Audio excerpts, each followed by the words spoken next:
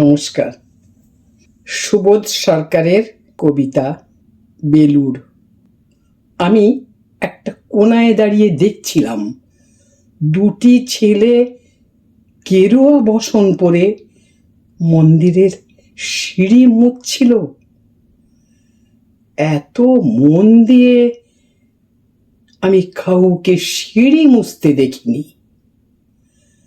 এত ভালোবাসা দিয়ে আমি কাউকে ধুলো তুলতে দেখিনি। সিঁড়ি নয়, যেন জননীর ত্বক থেকে ধুলো তুলছিল। এভাবে কেউ সিঁড়ি থেকে ধুলো মুছতে পারে এ আমি কোথাও দেখিনি।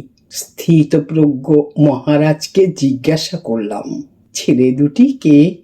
মহারাজ মৃদু হেসে বললেন, একজন নিউক্লিয়ার ফিজিসিস্ট, একজন IBM এর 6 লাখ টাকার চাকরি ছেড়ে এখানে এসেছে সিঁড়ি ধুতে। যে সিঁড়ি দিয়ে মানুষ ওপরে ওঠে তা যেন পরিষ্কার হয়। মহারাজ চলে গেছেন। সন্ধ্যা নামছে গঙ্গায়, আমার ভিতরেও নামছে সন্ধ্যা। সারা পৃথিবীতে এত সিঁড়ি, সিঁড়িতে সিঁড়িতে এত দাগ, এত ক্রোধ, এত অপমান।